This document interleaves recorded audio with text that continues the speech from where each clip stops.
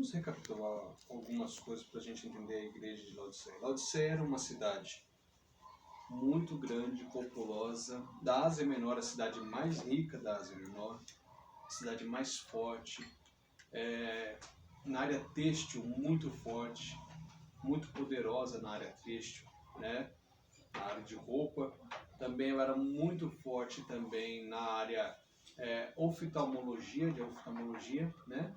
Nós temos aqui, nessa cidade aqui, remédios para os olhos, e nós vamos ver todo esse contexto. E essa igreja aqui, nós encontramos uma coisa muito surpreendente nessa igreja. Nós não encontramos falsas profecias, como na igreja de Éfeso, né? Falsos profetas. Nós não encontramos doutrina de Balaão. Essa igreja aqui, particularmente dizendo, ela é uma igreja sadia. Não há falsas profecias, não há falsas mentiras, não há, como nas demais igrejas, alguém como os nicolaítas, como Jezabel e outras coisas que a gente encontrou nas demais cartas. Essa igreja aqui, doutrinariamente, é uma igreja sadia, uma igreja limpa, uma igreja na área de doutrina pura, né? Uma igreja ortodoxa, uma igreja santa, uma igreja em que Cristo não reprova ela, pelo menos nessa parte, nada. Só que é a carta mais pesada do Apocalipse. Das 7 cartas aqui, é a carta de maior repreensão que o Senhor dá. Enquanto que para uma igreja como Éfeso, o Senhor repreende a falta de amor, falta de interesse daquele povo, e outra carta, o Senhor repreende acerca de uma falsa profecia, uma falsa profetisa. Nessa igreja aqui, Cristo reprova essa igreja em tudo. Lembrando que essa igreja aqui, ela poderia ter um bom cântico, poderia ter um bom pastor, poderia ter uma boa oratória, poderia ter tudo. Era uma igreja opulenta, forte. Quando nós íamos na igreja de Éfeso, alguém poderia, para a igreja de Laodiceia, alguém poderia escutar o pregador, como diz a Vitória, né, para ver se tem algumas, como é que ela fala? Não, mas é outra palavra que ela usa, né, alguma heresia, e não encontrava. Por quê? Porque a palavra ali era pura, só que Cristo vai reprovar essa igreja. E algumas pessoas pegam essa carta, principalmente, e distorcem coisas absurdas acerca do reino de Deus. Vamos entender. Versículo 14. Ao pastor, ao anjo da igreja que está em Laodiceia, escreve: isto diz o Amém. Aqui Cristo se apresenta como uma palavra final de Deus. Cristo aparece aqui como dizendo: eu sou o Amém, eu sou o final. Como ele diz no capítulo 1, eu sou o Alfa e o Ômega. É interessante notarmos que quando João está escrevendo essa carta aqui, ele está numa ilha chamada Patmos. Por quê? Porque Diocleciano mandou ele para lá, o governador? Porque alguém apontou? Não. Nós entendemos a soberania de Deus no capítulo 1. Quer ver? Se vocês observarem no capítulo 1, versículo 9, ele diz assim: eu, João, que também sou vosso irmão e companheiro na aflição e no reino e na paciência de Jesus Cristo, estava na ilha chamada Patmos. Por causa do governador? Não. Por causa da palavra de Deus e pelo testemunho de Jesus Cristo. O que João está querendo dizer é: eu estava lá porque Deus me mandou para lá. Deus me permitiu que eu fosse para lá. É Deus quem controlou. O pastor John Piper escreveu um livro agora muito bom sobre o coronavírus. Até esqueci o nome do livro agora, um livro de capa vermelha. Demonstrando como que Deus opera sobre o coronavírus e qualquer outro tipo de enfermidade. Nós temos que medir Deus não por aquilo que Ele faz aqui. Porque se formos medir Deus, como diz o pastor Augusto Nicodemos, por aquilo que nós estamos vivendo, nós vamos achar Deus mau, Deus ruim, um Deus que não vê, como fez Asaf, né? Asaf diz assim, olha, eu tive inveja do ímpio. Eu tive inveja de tudo aquilo que ele tinha. Porque ele estava em agonia, vendo pessoas que eram ímpias prosperar, e ele teve inveja. Aí ele diz assim, até que entrei no santuário de Deus e pude entender o fim deles. Nós não podemos medir Deus por aquilo que é externo. Nós precisamos entender Deus como Ele realmente é soberano, grande, poderoso, justo. Algumas pessoas dizem assim, mas Deus deixa crente passar fome? Deixa.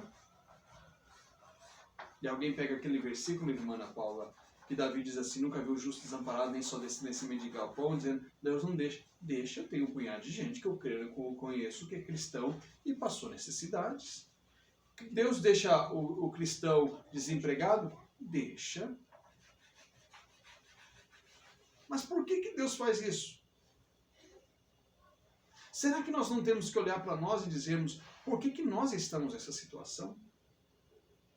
Nós pecamos, nós destruímos, se não me falha a memória, acho que foi a filha de Billy Graham, Billy Graham mesmo, não me lembro agora, que perguntaram para ele acerca de 11 de setembro, quando as torres gêmeas foram destruídas. Disseram assim, Dr. Billy Graham, onde estava Deus quando as torres gêmeas foram destruídas? E ele diz assim, tiramos Deus da nossa escola, tiramos Deus da presidência, tiramos Deus das nossas reuniões, tiramos Deus de tudo. Para quem não sabe, os Estados Unidos foi fundado por puritanos. Bem dizer, fundado por puritanos, foi povoado por puritanos. E quem eram os puritanos? Considerada o maior grupo de pessoas, ou o melhor grupo de pessoas cristãos que já viveu na face da terra. E aí ele diz assim, tiramos Deus de tudo e perguntamos aonde está Deus. Assim somos nós. Fomos maus, pecamos em Adão, fazemos o que bem entendemos. Como diz Jesus, compramos, bebemos, casavam-se, davam-se em casamento. A gente fala o que bem entende e perguntamos no final, aonde está Deus em tudo isso? Nosso irmão João diz assim, olha, eu entendo que eu estou aqui, não é por causa do imperador, é por causa da vontade de Deus, por causa da palavra de Deus e do testemunho de Jesus Cristo. Eu estou aqui porque Deus me mandou. Pastor John Piper diz num livro, então, que Deus é soberano sobre todas as coisas. A hora que Ele quiser, irmão. A Bíblia diz que na vinda de Cristo, Ele desfará o ímpio com... Você lembrou? Assopro da sua boca.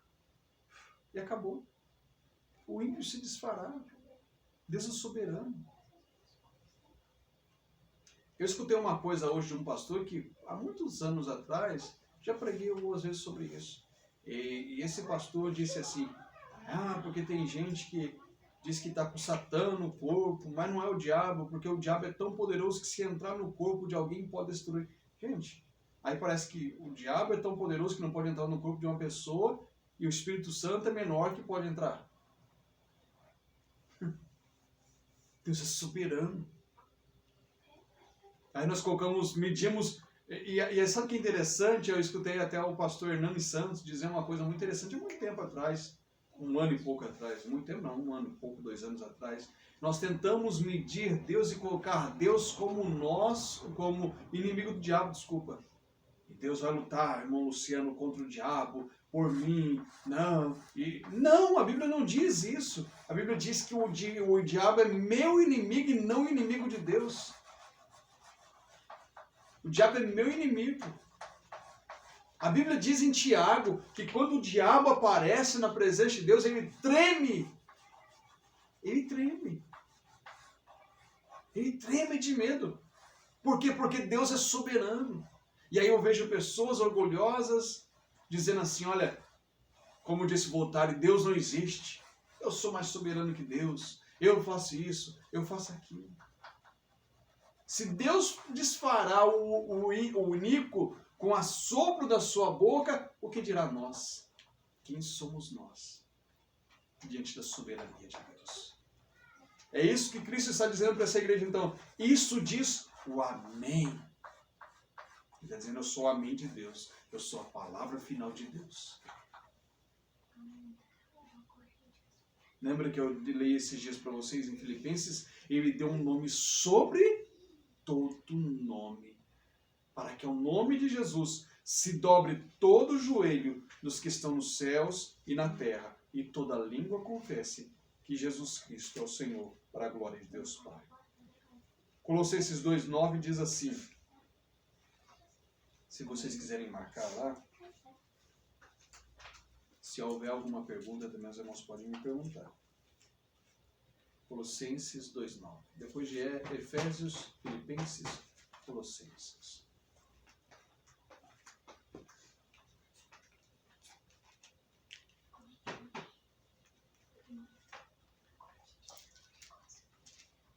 Olha que interessante. 2,9? Isso. Colossenses 2,9.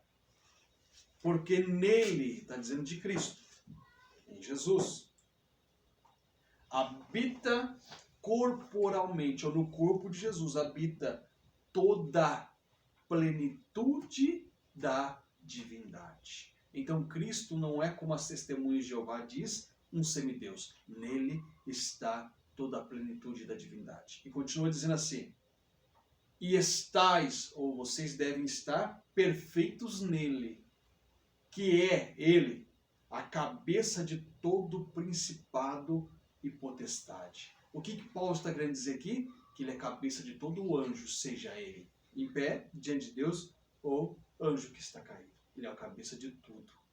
Quando nós observamos aqui, temos que lembrar de Efésios capítulo 6, versículo 10 a seguir. Principalmente no versículo 12.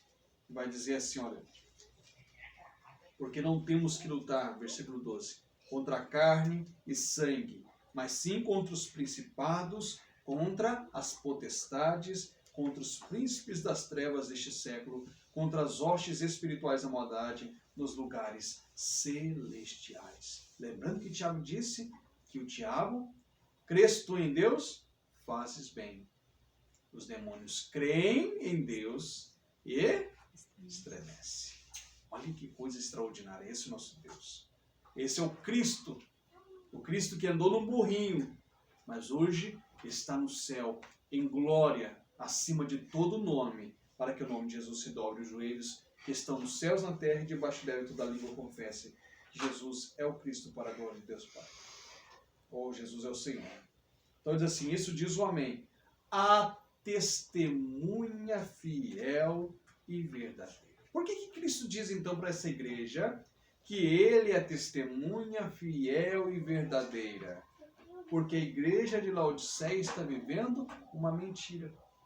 Então ele diz assim, eu sou fiel e verdadeiro.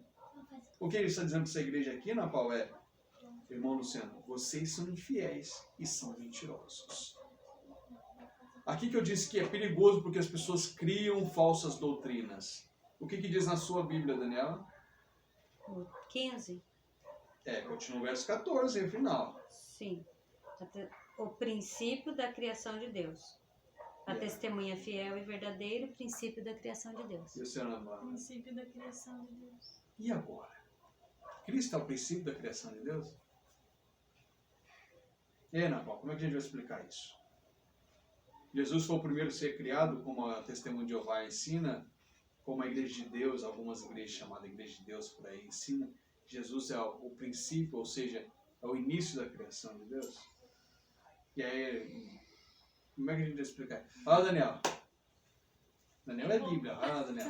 Ele está olhando o estudo da Bíblia dela. Não deu tempo. Ana Paula não tem, Ana Paula?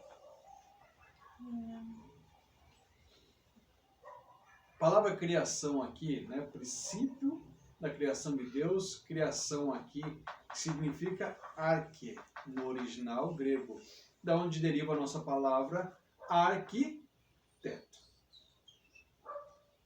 Na realidade, o princípio da criação de Deus, ou arque, significa aquele que governa, aquele que faz, aquele que constrói, aquele que opera. Então, Cristo, como princípio da criação de Deus, não é o primeiro a ser criado. por Deus. Senão, através dele, todas as coisas foram criadas. Ou seja, por meio dele. Quer ver como é que a gente vai matar isso? Lá em João capítulo 1. Evangelho de João, capítulo 1.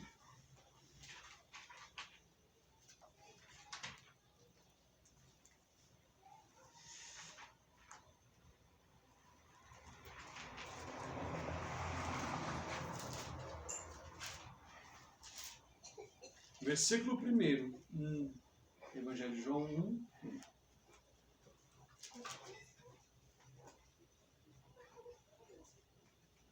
Ali, ó. No princípio era o Verbo, e o Verbo estava com Deus, e o Verbo era Deus. Ele estava no princípio com Deus. Todas as coisas foram feitas por Ele. Tá vendo? E sem Ele, nada do que foi feito se fez. Ou seja, sem Cristo, o princípio da criação de Deus, nada existiria. Eu vou pegar uma tradução mais atualizada para os irmãos compreenderem. Se a gente puxar na tradução Nova Versão Transformadora, NVT, vai dizer assim: a origem da criação de Deus. O autor, que é o tradutor aqui, ele deixa bem claro que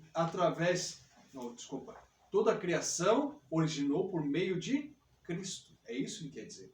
Se a gente pegar a NTLH, nova tradução na linguagem de hoje, diz assim: daquele por meio de quem Deus criou todas as coisas. Então ficou mais fácil de entender, né? Daquele por meio de quem Deus criou todas as coisas. Então todas as coisas foram criadas por meio de Jesus Cristo. Amém? Aí fica mais fácil. Então não é isso que nós olhamos aqui, não significa que Cristo é, como eu posso dizer, a primeira coisa criada por Deus. Não, significa que todas as coisas que Deus criou passaram por meio de Cristo. Sem Ele, nada do que foi feito se fez. Deixa eu ver o horário aqui para nós não perdermos a hora. Diz assim: eu conheço as tuas obras, que nem és frio nem quente. Oxalá fores frio ou quente. Eita, aqui que tá um negócio manto terra. Por quê? Porque por muito tempo me ensinaram que ser crente frio era ser um crente pentecostal, falar em língua, bater o pé e girar no manto. Frio não. Desculpa, ser um crente quente, né? E ser um crente frio era São Batista. Não pulava, não girava no manto, não rodava. Não quer dizer isso. O que acontece? Essa cidade está agora no vale, chamado Vale do Rio Lico. Isso, Vale do Rio Lico. E é uma região montanhosa, da onde corria, irmão Luciano, saía águas quentes das montanhas. E quando passava pela cidade, a água estava morna. Até chegar na próxima cidade já estava fria. Então a cidade que está lá no alto da montanha, ela tinha um privilégio. Me esqueci o nome da cidade agora. Ela tinha o privilégio de ter águas termais. Opa, tem água quente aqui. A água lá de baixo tinha o privilégio de ter água fria, que passava pelo centro da cidade. Já a nossa igreja, que é os irmãos de Tessalônica, não tinha esse privilégio. Os irmãos tinham água morna. E aí por isso que o Senhor então pega esse gancho então, e diz assim: olha, eu conheço as tuas obras, que nem és frio nem quente. Oxalá fores frio ou quente. Não está servindo nem para ser banhos termais, nem para ser uma água geladinha. Se a gente aplicar para a igreja atual brasileira, acontece do mesmo jeito. Por isso que Cristo diz assim: eu vou vomitar-te da minha boca. Porque a igreja atual brasileira, ela acompanha o verso 17. Que vai dizer assim: olha, como dizes, rico sou, estou enriquecido, de nada tenho falta, e não sabes que é um desgraçado, miserável, pobre, cego e nu. A igreja brasileira é uma igreja rica, uma igreja opulenta, uma igreja que tem ar-condicionado, uma igreja que tem TV, que aparece nas mídias, uma igreja que apresentavelmente, uma igreja forte, mas é uma igreja morna. Hoje de manhã eu fiquei muito triste quando eu vi uma mensagem que dizia assim, né, um canal chamado Puritano Reformado, o canal. Não do canal em si, mas ele pôs a mensagem. E o pastor de uma convenção de uma igreja em Pernambuco dizia assim, você, desse jeito, ou seu, aquele jeito, né? Vou dar a característica, gordo de bigode. Aí você já sabe de que igreja que eu estou falando. Você que quer ser presbítero, você não pode criar o seu filho para ser membro da igreja presbiteriana, batista ou qualquer outra igreja. Se não for para ser crente da Assembleia de Deus, você não presta para ser presbítero. Olha, esse tipo de igreja. E aí o site perguntava assim, sobre se era coronelismo ou não sobre a igreja. Eu vou ser sincero, eu estou criando as minhas filhas para se tornarem boas calvinistas. E nunca mais ser uma pelagiana como eu fui. Né? Por quê? Porque quando eu olho para as doutrinas da graça, a diferença da maneira que eu me porto hoje diante de Deus é diferente daquilo que eu orava. Porque antigamente eu achava que Deus era obrigado a trabalhar em meu favor. Eu sou o centro da atenção de Deus. Como dizia aquela música daquele cantor, do jovem Anderson Freire, o ouro, não sei o quê, nem me lembro mais da música. Céu espelho. O céu espelho. E ele diz assim, não importa o que você fez, ou não pode apagar o brilho de Jesus que é em você. O pecado não pode apagar, né? Uma coisa assim. E aí eu coloco o homem no centro das coisas. E hoje, através das doutrinas da graça, eu entendo que Deus é soberano. Porque quando eu estava lá no semi-evangelismo, eu olhava a irmã Ana Paula e dizia assim, se eu estou passando enfermo, mas Deus não está vendo as coisas? Ah, cadê Deus agora? Eu não sou dizimista? Cadê Deus? E o dizimista não pode passar necessidade. Mas tinha ainda minha esposa colocou até uma caixinha. Eu me lembrei disso agora. Se Deus mandou o peixe na boca lá pro Pedro pescar, Prova, né? vou fazer prova. Deus vai colocar dinheiro nessa caixa aqui. No outro dia amanhã não tinha nada. Que decepção. Que vergonha. E hoje não. Hoje eu olho, irmão Luciano. Se eu tiver empregado, glória a Deus. Se não tiver empregado, louvado eu não sei. Se eu tiver bem de saúde, vou fazer a obra de Deus. Se eu não tiver bem de saúde, o que eu vou fazer? Continuar fazendo a obra de Deus. Jonathan Goforth foi um missionário da Birmânia. Um grande homem de Deus. Até que chegou na sua idade já de ancião, ficou cego.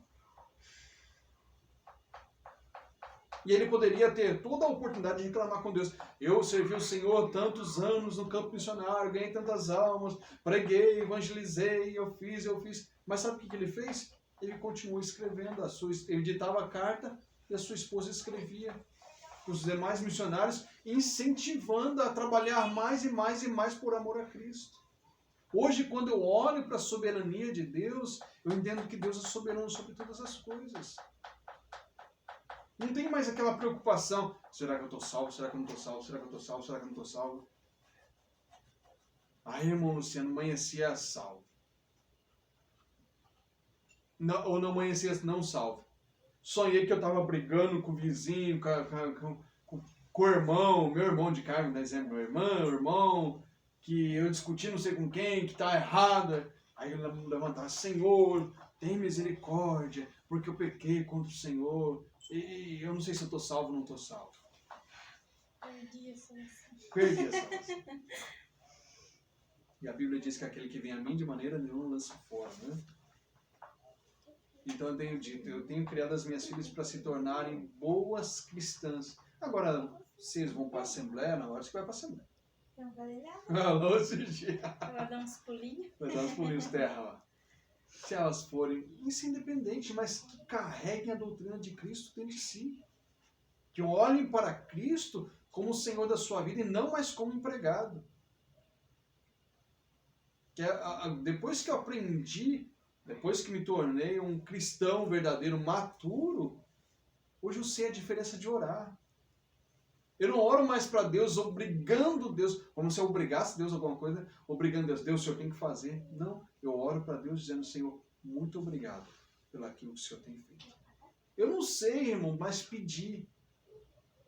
Às vezes eu tenho que aprender, parar um pouquinho e aprender a pedir um pouquinho ao Senhor, minha atenção. Mas eu não sei mais pedir, eu só tenho a agradecer. Obrigado, Senhor.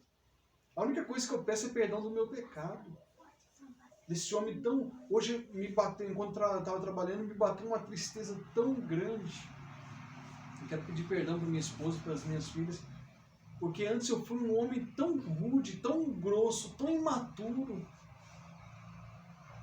E brigava com as meninas, e brigava com a minha esposa por qualquer besteira.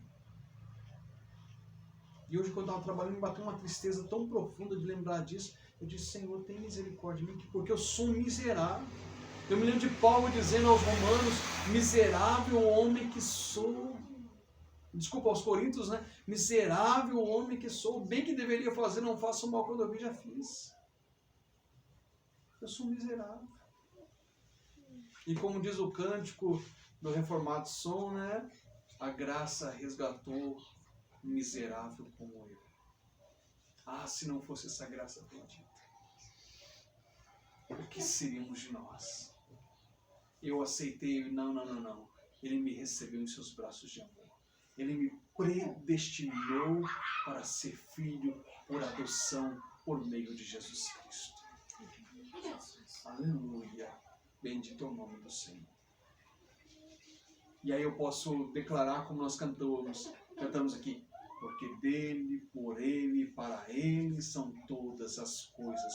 Glória, pois, ao Senhor dos Exércitos. Louvado é o nome do Senhor. Essa igreja é a igreja opulenta brasileira. Ela quer comer, ela quer tirar, e ela está se achando num patamar que Deus é obrigado a fazer. O Senhor tem que fazer. E aí eu vejo pastores orando na televisão, na internet. Deus, o Senhor tem que fazer na vida do pobre. E o camarada tem culpa de ser pobre por causa de Deus ou por causa da opulência do nosso coração? Porque alguns querem mais, ou alguns matam, destroem por causa de dinheiro. E aí a culpa é de Deus agora. Nós fomos maldosos, nós fomos pecadores, nós matamos, nós destruímos e jogamos a culpa em Deus. O Senhor tem que fazer. Como diz o pastor Augusto Nicodemos, nós não podemos, como que eu posso dizer, medir a bondade de Deus por aquilo que estamos vivendo agora. Porque talvez se medirmos a vontade de Deus, a bondade de Deus por aquilo que estamos fazendo agora, Deus será mal conosco. Nós precisamos medir a bondade de Deus por aquilo que Ele é, por aquilo que Ele fez e por aquilo que está preparado para os seus filhos. É por isso que nós temos que medir a bondade de Deus. Essa semana eu estava estudando com as minhas filhas, Romanos capítulo 5, toda segunda-feira agora nós temos um estudinho em casa, um estudo pequeno para as crianças, para que elas possam conhecer as doutrinas do Evangelho. E Romanos 5 diz então, sendo, pois, justificados pela fé, temos paz com Deus por nosso Senhor Jesus Cristo, pela qual, por meio dele, também temos entrada pela fé a esta graça, na qual estamos firmes e nos gloriamos, ou seja, nós estamos contentes, felizes, satisfeitos. Nós estamos satisfeitos no quê? Na esperança da glória de Deus. Um dia, irmão, isso tudo vai acabar. Um dia se cumprirá o que está escrito em Isaías 65, 17. Teve um novo céu e uma nova terra. Como está em Apocalipse, um novo céu e uma nova terra. Como está em Isaías 35. Como diz o profeta Isaías, por muitas vezes morará o boi com o leão, a criança brincará sobre a cova da cobra, né? E nenhum mal se sucederá no Monte Santo do Senhor. É isso a nossa esperança. Por isso, então, que o apóstolo Paulo diz assim, e nos gloriamos, no final do versículo 2, ou seja, nós estamos satisfeitos na esperança da glória de Deus. Será que nós estamos satisfeitos na esperança da glória de Deus? Será que a igreja brasileira está satisfeita na esperança da glória de Deus? Ou está esperando ser glorificada aqui na terra? Está esperando o presidente da república bater nas suas costas e dizer assim, você é uma igreja amada. E o que eu tenho visto, que o presidente tem andado com os falsos profetas sem dó, irmãos, eu falo, gente do céu, andando com gente má de coração, gente opulenta de coração, gente maligna. Nós somos maus, mas eu estou falando de gente, irmãos, que não estão nos propósitos de Deus, que não vivem uma vida santa. É claro que entre um ou outro tem alguns homens de Deus que estão ali, mas que a gente tem visto isso. E as pessoas estão confiando, o Brasil vai melhorar, porque agora a gente tem um presidente, porque esse presidente agora ele não sabe se é católico, se é cristão, se é evangélico, se é aquilo, se é isso. Independente do que ele for, se ele é macumbeiro, seja o que for. Nós não temos que colocar a nossa esperança no presidente, nós temos que colocar a nossa esperança em Cristo. E qual a nossa atitude para com o presidente, então? A Bíblia diz que nós devemos orar pelas nossas autoridades, né? Ser submisso e orar pelas nossas autoridades. Eu votei no presidente, vamos deixar bem claro aqui, que senão daqui a pouco vão falar, é do PT. Não, eu não sou do PT. Não tem nada com o PT. Eu votei no presidente, mas não é porque eu votei que eu concorde com tudo que o presidente faz, né? E da vice-versa. Não concordo também com muita coisa que o PT faz. Continua então dizendo, né? O Senhor diz para essa igreja, olha, você disse que é rico. A igreja brasileira está enriquecida e nada tem falta. Aqui, irmão, aqui não tem falta de nada. Como disse um pastor que eu há muito tempo escutei, nós não misturamos com samaritanos. Porque a nossa igreja não se mistura com costumes samaritanos. Dizendo que nós, que não somos da igreja deles, somos samaritanos. É interessante notar, irmão, que essa igreja está morna e é a igreja brasileira. Na igreja brasileira se tem de tudo, irmão Luciano. Tem dança na igreja. Vamos fazer o grupo de dança. Começou primeiro, né, com o grupo de crianças. Vamos começar com o grupo de crianças. Crianças dançando, tudo bem, tem aí, ótimo, lindo. As crianças lá balançam na mãozinha, depois passa para jovens. Aí daqui a pouco passou para as senhoras. Eu vejo de vez em quando uns grupos de pagode na igreja de jovens, de senhoras, e o grupo do seu coração, e dançando. Aí agora tem uns varão, né, grupo de varões, né? Uns homens de óculos, de Ray-Ban dentro da igreja, e faz de tudo. Agora dança funk, dança rap, dança de tudo. E esse dia, irmão, para acabar com o negócio, eu vi um barbado. Um camarada, acho que deve ser mais alto que eu, irmão. Barbudo. Com uma calça juntada no corpo e fazendo a mão e dançando. Mas você tá com Satanás, infeliz. Essa é a igreja brasileira. A moça dançando polidense para as crianças. Essa semana passada, né, eu mostrei para minha esposa uma igreja, acho que é a igreja americana, com um hino, um cântico, aquele aleluia. A moça num polidense só de calcinha, dançando com um punhado de criança em volta. Cheio de criança em volta, dentro de uma igreja, como se fosse tudo normal. Isso, imagina, mas aqui no Brasil acontece isso também. A igreja brasileira tem boxe na igreja, tem audibox. O pastor agora vai montar o... Hein, João? Vamos tirar o pastor que tem gravado, colocar o pastor de Zorbinha lá, com o irmão Luciano de Zorbinha. MMA, vamos lá, irmão Luciano. Vamos ensinar o povo a lutar. A unção do leão da tribo de Judá. Irmão, vamos olhar para a igreja brasileira. Nós temos isso, nós temos a unção do cachorro dentro da igreja brasileira. Nós temos a unção do leão, que nem aquela cantora muito conhecida no show, imitando leão. Nós temos a unção da águia, que o irmão sai correndo, batendo os braços dentro da igreja. A unção da lagartixa. A unção da cobra. Na cidade onde a gente veio, tinha a unção do boi, irmão. Era todos os irmãos de joelho no chão, 4 velas no canto da igreja, nos 4 cantos da igreja, toda a igreja apagada, e todos os homens e mulheres de joelho no chão, urrando que nem boi. É um absurdo que nós tivemos, irmã Ana Paula. Eu não sonhei. Hã? Eu não sonhei. É, graças a Deus. Mas a gente vê de tudo. Sabe? A gente valoriza tudo quanto é coisa que não presta. Na igreja, no século XX, mesmo metade do século XX, a gente valorizava os ex-padres. Ah, fulano agora era ex-padre e se converteu. Chegando na década de 80, 90, a gente começou a vangloriar porque os traficantes estavam se convertendo.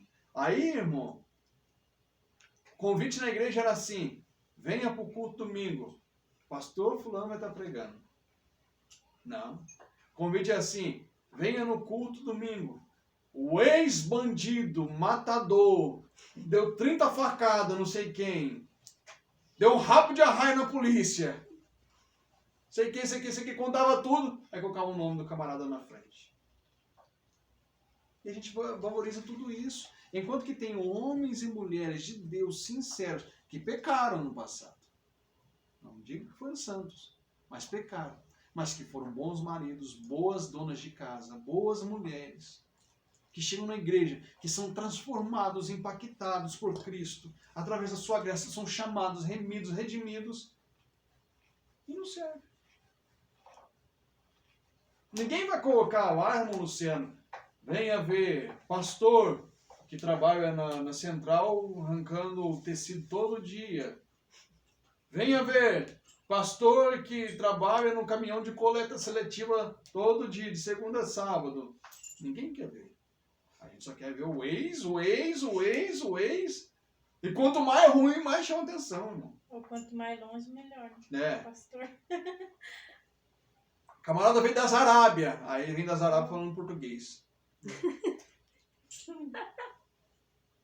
Né? Fulano, meu irmão, e tem, acho que aqui vocês devem sofrer com isso. Fulano veio de São Paulo. Falou de São Paulo, irmão, tudo quanto é coisa boa veio de São Paulo. E tudo quanto é profecia mentirosa e falso profeta vem de São Paulo. E lá em São Paulo era o contrário. Quando vinha do Rio, Fulano veio do Rio de Janeiro. Nossa!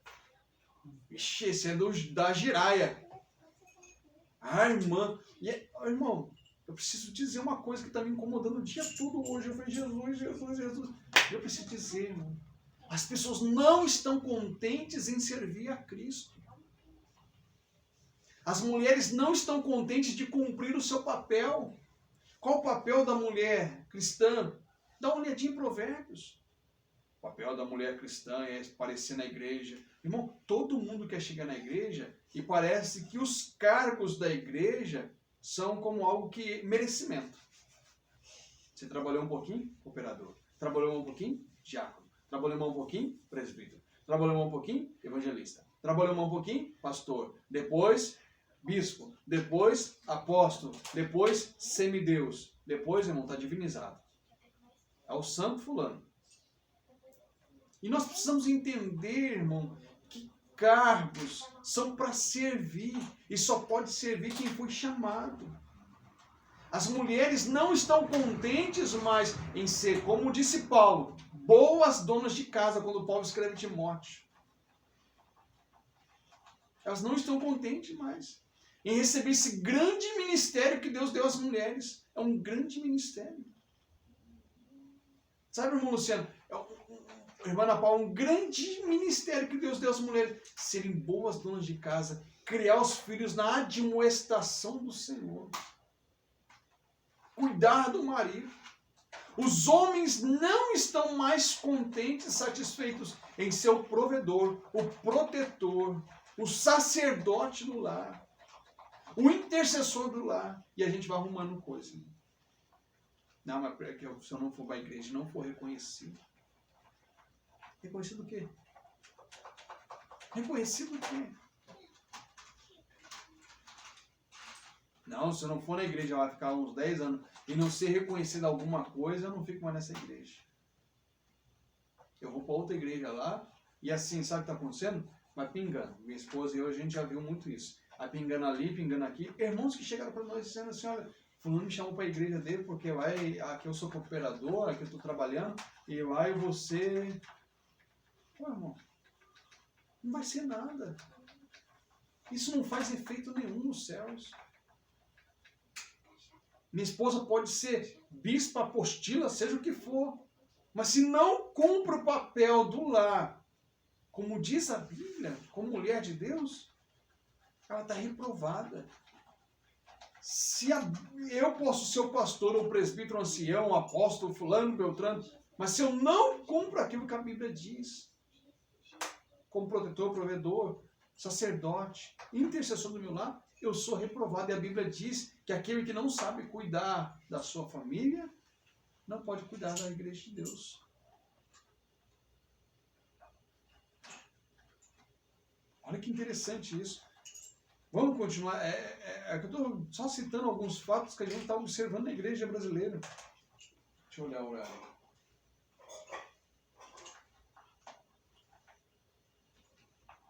Tenho 5 minutinhos para me terminar. O Senhor diz então no versículo 18: aconselho-te que de mim compre ouro provado no fogo, para que te enriqueças. E vestidos brancos. É o orgulho, tem ouro, tem vestido, tem colírio, mas o Senhor diz assim, eu quero que você compre de mim ouro, para que te enriqueças. Vestido branco, para que te vistas, e não apareça a vergonha da tua nudez. Essa igreja está dizendo, eu sou rica, e o Senhor está dizendo assim, você está nu. Ou seja, você está desprovido da minha graça. Está distante, apartado da minha graça. E unjo os teus olhos com colírio para que vejas. Você não está enxergando nada. Sabe que essa igreja aqui, ela dá testemunho de si mesmo. É o que a igreja brasileira faz. Ela dá testemunho de si mesmo. Eu preciso olhar para o meu irmão, dar testemunho da vida do meu irmão. Ó, eu conheço uma igreja ali, que talvez não tenha placa, não tenha um nome, mas é uma igreja de Deus. Os irmãos ali são pastores, são homens de Deus, são mulheres de Deus que estão servindo ali. Mas sabe o que eu tenho ouvido muito? Porque, principalmente eu, como que você pode sair de uma igreja como fulana para começar agora uma igreja na igreja batista, uma igreja pequenininha? Tem que ter nome, cadê o nome? Aí eu fico pensando, irmã Ana Paula, vai chegar no céu, tá o nome. Fulana, Beltrana, Ciclana. Misericórdia. Olha que interessante o versículo 19. Se eu só voltar lá um pouquinho no verso 17, diz assim, olha, não sabes que há um desgraçado. Vamos lá, igreja brasileira. Não estou dizendo todos, eu estou dizendo algumas. Graças a Deus, irmãos, que a igreja brasileira ela está se despertando para as doutrinas da graça. Que tem de muita gente pentecostal que tem se despertado para as doutrinas da graça, como nós, que cremos na atualidade dos dons, mas está se despertando para as doutrinas da graça. Né? O problema é as pessoas que estão de fora que não conhecem nada e ficam julgando. Essa semana passada mesmo, alguém que trabalha comigo, eu disse para ele assim, eu nunca li Calvino, não me tornei calvinista, como alguns gostam de me chamar, por ter lido Calvino. Eu nunca li um livro de Calvino, nunca li um estudo de Calvino. Não, desculpa, eu li uma vez um estudo sobre o sábado de Calvino. Mas foi muito tempo. Mas eu fui ensinado que Calvino era um homem diabólico, que era um homem do diabo, que era um homem satânico. E esse camarada me perguntou então, mas Calvino não é... Ele estava falando para ele sobre predestinação, ele falou assim, mas Calvino não é o do diabo? Não é o satanista lá que colocou uma doutrina, uma falsa doutrina? Uma falsa doutrina, mas está na Bíblia, irmão. Uma coisa interessante, né, Daniel? Colocou uma falsa doutrina, mas está na Bíblia. Né? Então, as pessoas, a igreja brasileira, ela tem, enquanto que muitas pessoas criam na doutrina da graça, se tornaram verdadeiros cristãos, há muita gente lá de fora, irmão, dizendo assim, mas se essa doutrina é diabólica, hein? Mas não pode crer de todo o coração. Já escutou isso, irmã Ana Paula? Não, ainda não? Ainda não. Eu também, graças a Deus, não, mas já ouvi muita gente falar assim. Não pra mim, né? Eu vejo muita gente dizer isso. Ah, que essa doutrina é diabólica. Diabólica o quê, irmão? Está na Bíblia. E ele nos predestinou para sermos filhos por adoção por meio de Jesus Cristo. É bem claro a doutrina da eleição. Versículo 19. Eu repreendo e castigo a todos quanto amo. É aqui que nós entendemos então a soberania de Deus. Deus me ama, então Ele vai me repreender e me castigar. Mas se for preciso ele fechar a porta de emprego, se for preciso ele me colocar em enfermidade, permitir enfermidade sobre a minha vida, se for preciso qualquer outra coisa, mas Deus é soberano. Vamos dar exemplo, pastor Ravi Zacarias, morreu um mês, 2 meses atrás, foi um grande homem de Deus, defensor da fé, um apologeta de coração.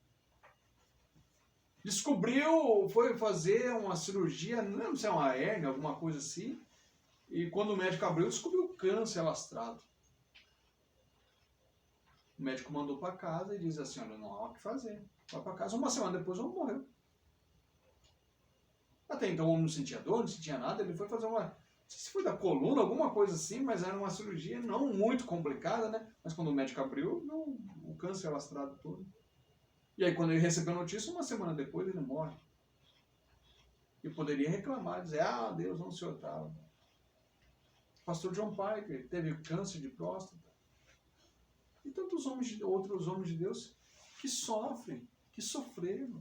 Paulo, homem de Deus, sofreu. Timóteo, homem de Deus, sofreu. Né?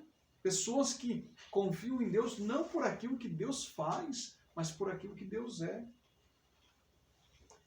Aí o versículo 20, como eu estava dizendo, é o que a igreja brasileira está passando. Eu estou à porta e bato. Se alguém ouvir a minha voz e abrir a porta, entrarei em sua casa e com ele cearei e ele comigo. Eu vi um pastor muito antigo, um teólogo mesmo, falar que aqui era a porta do coração, que Cristo está batendo na porta do coração. E ele é, como é que ele diz? Respeitoso.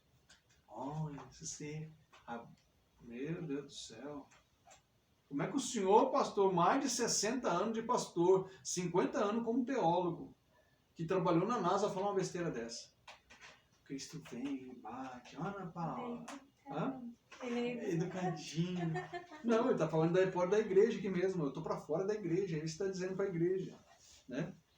Ao que vencer, lhe concederei que assente comigo no meu trono. E assim como eu venci, me assentei com meu Pai no seu trono. Quem tem ouvidos ouça o que o Espírito diz às igrejas. Alguma pergunta, irmãos?